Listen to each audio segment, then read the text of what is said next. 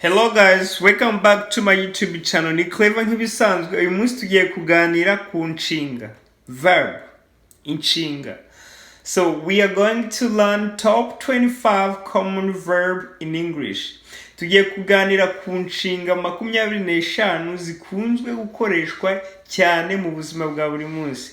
Guys, turaza kugerageza no gutanga ingero kuri buri nshinga kugira ngo bize kubasha kumvikana neza. So guys, stay tuned. Guys, let's get started. Verb to see. Inshinga kureba. Muri present dukoresha see. Muri simple past tugakoresha saw. Muri past participle tugakoresha seen. Uzumva abantu benshi bakunze kuganira kuva ngo narakwandikiye unijya seen. Seen nuvuga bakoresheje past participle ya verb to see. Urugero hano, see you tomorrow. Tubonane ejo. I saw you yesterday. Narakubonye ejo. See you later. Tubonane mu kanya. Verb to see, kureba. The next verb is come. Come, Kuza. So iri jambo mu mivugire byaterwa na sije muri kuganiraho kugira ngo umenye ubusobanuro bwaryo. Come nukuza, ariko hari na come yo kurangiza, ejaculation, kurangiza. So kugira umenye icyo bisobanuye, kwandikwa byandikwa bitandukanye, ariko mu mivugire bivugika kimwe. Byose ni come, come. Come ya ejaculation yandikwa cum. Naho come yo kuzandikwa come. Urugero hano kuri come, verb to come. Please come to a party. Uze mu kirori. Come back tomorrow. Uze kugaruka ejo, uzagaruke ejo. Come in. Injira. The next verb is think. Think ni gutekereza. Gutekereza. Muri past tense dukoresha thought. Thought. Urugero hano, what are you thinking? Uri gutekereza iki? I'm thinking about you. Ndi kugutekereza. I'm thinking about my lunch. Ndi gutekereza kuri lunch yanjye cyangwa se ifunguro ryanjye rya saa sita. I thought you lie. I thought you lie. Natekereje ko wabeshye. The next verb is look. Look ni nko kwereka. Kwereka. Urugero hano kugira ngo inshinga ibashe kumvikana neza. Look at your daddy. Reba papa wawe. Urumva arimo kwereka wenda ni umwana cyangwa se umuntu mukuru ari kumwereka ise. Look at your daddy. Reba papa wawe. Look outside. It's raining. Reba hanze. Imvura irimo kugwa. Look over there. Reba hariya. Uvuga ni nk'ahantu uri gupointinga nk'urutoki ukahereka umuntu. Look over there. Reba hariya. The next verb is went. Gukenera. Urugero hano, what do you want? Urashaka iki? I want to go to school tomorrow. Nkeneye kujya ku shuri ejo. I want food. Yari nk'umwana gusaba ibiryo. Daddy, I want food. I want to eat. Abanyamerika bakunze kuvuga ngo I want to eat. Eat. Yavuze ngo I want to eat means he went to eat. He eat. The next verb is give. Give no gutanga.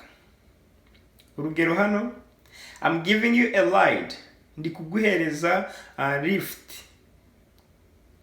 Give me a book. Mpereza igitabo.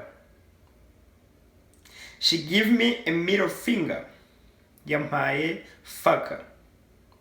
Faka, musumba zose.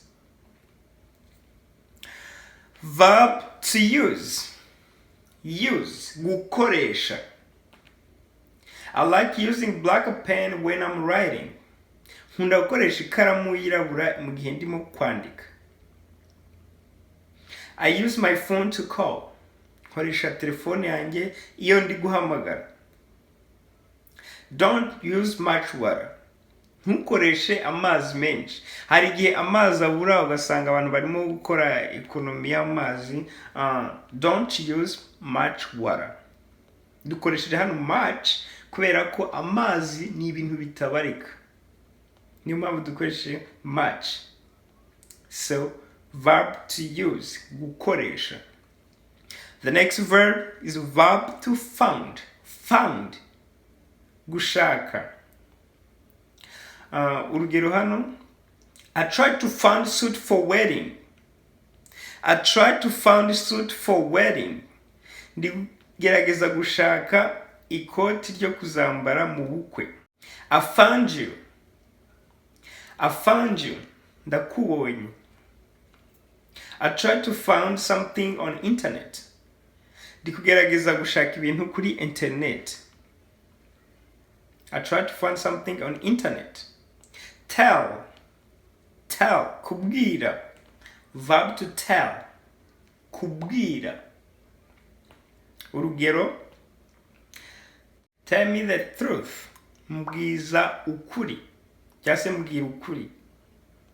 Tell me story. Mbwira inkuru cyangwa se mbarira inkuru. Tell me your name. Tell me your name. Mbwira izina ryawe. Mbwira izina ryawe. Tell me your name. Verb to tell. Kubwira. The next verb is verb to ask. Ask. Kubaza. Verb to ask. Kubaza. Urugero hano. Why don't you ask your boss? Kubera ko utabajije boss wawe. Ask me something. Gira icyo umbaza.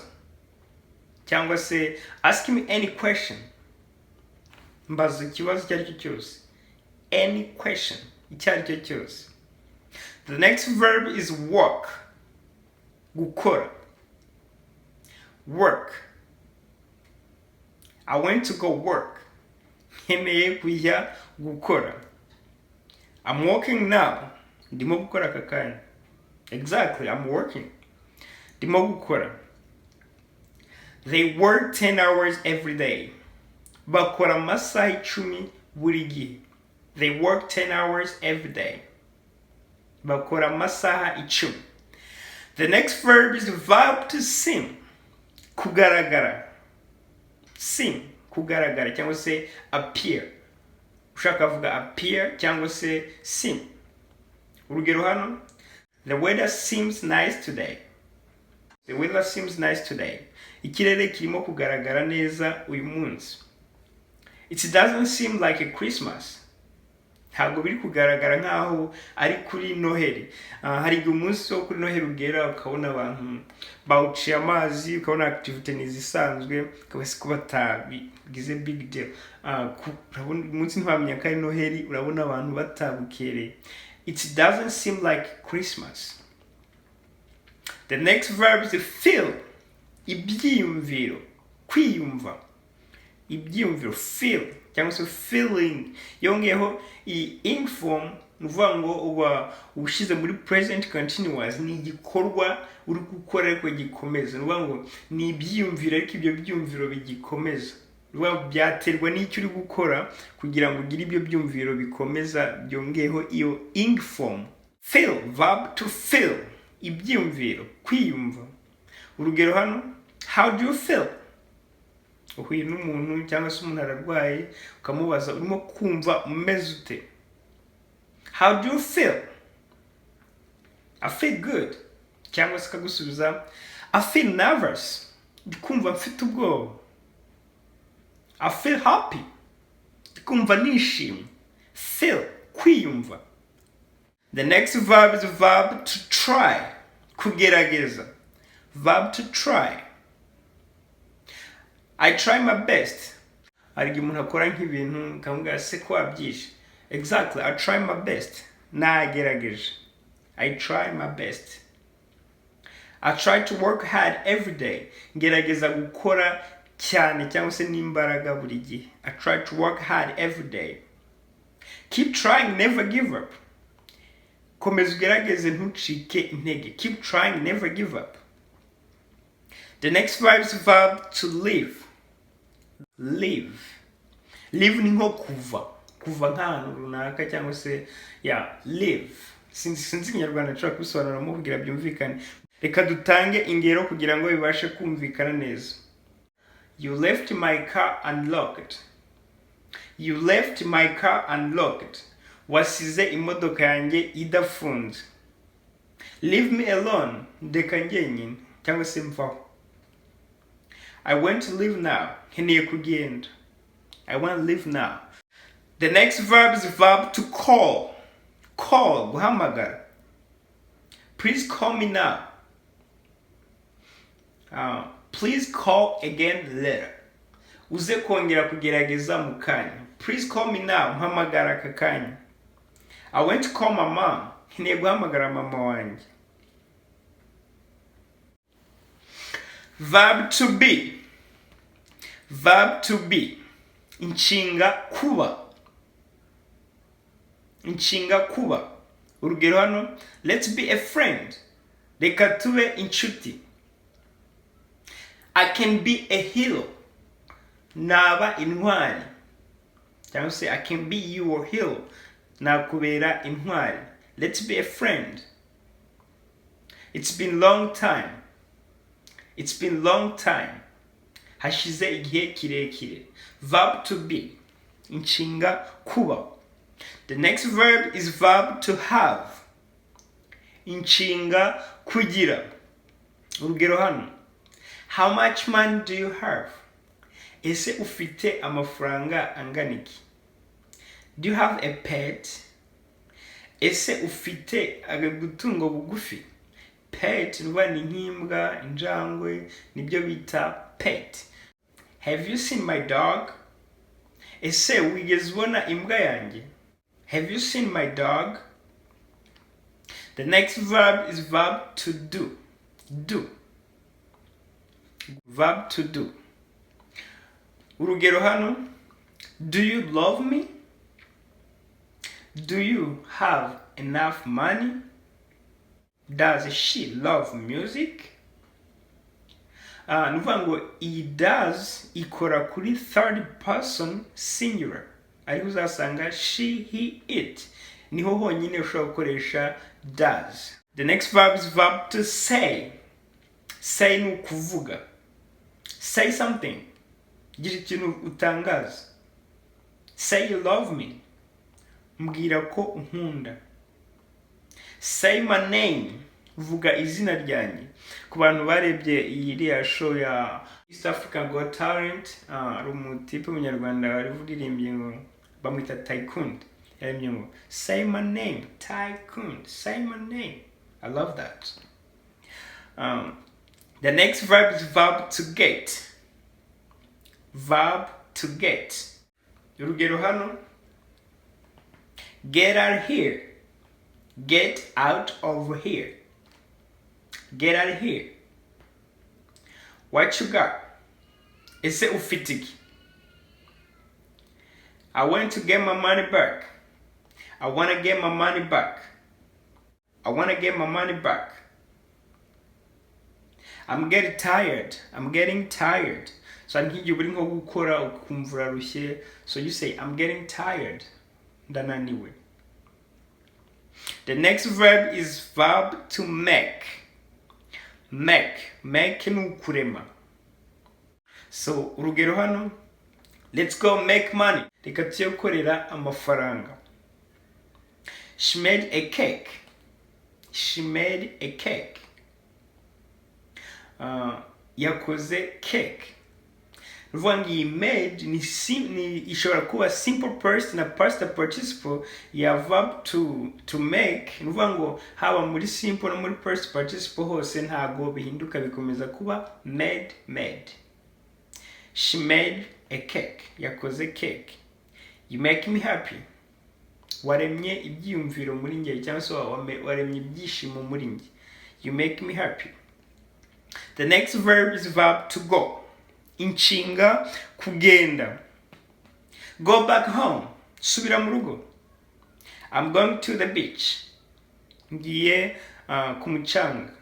Tam. I'm going to the beach. Go buy me a pizza. Jya kungurira pizza. The next verb is verb to know. Know. Kumenya. Simple past ya bavuga ni knew. Knew. Simple past ya know ya verb to know bavuga knew. Urugero hano. Do you know how to make a pizza? How do you know that? Wabimenye gute? I knew it. Knew ni simple past ya verb to know. Icyitonderwa hano. Iyi verb to know nuvuga ngo ikoreshwa muri present na simple past. Ariko kenshi ikoreshwa muri present.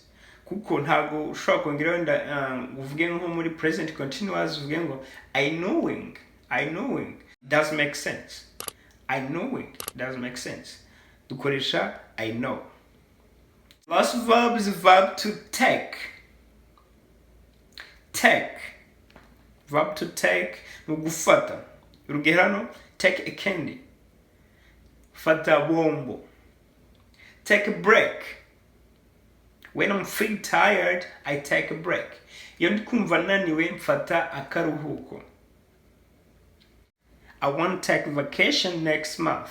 Ndashaka kuzafata vacances mu kwezi gutaha. Take a break. Fata akaruhuko.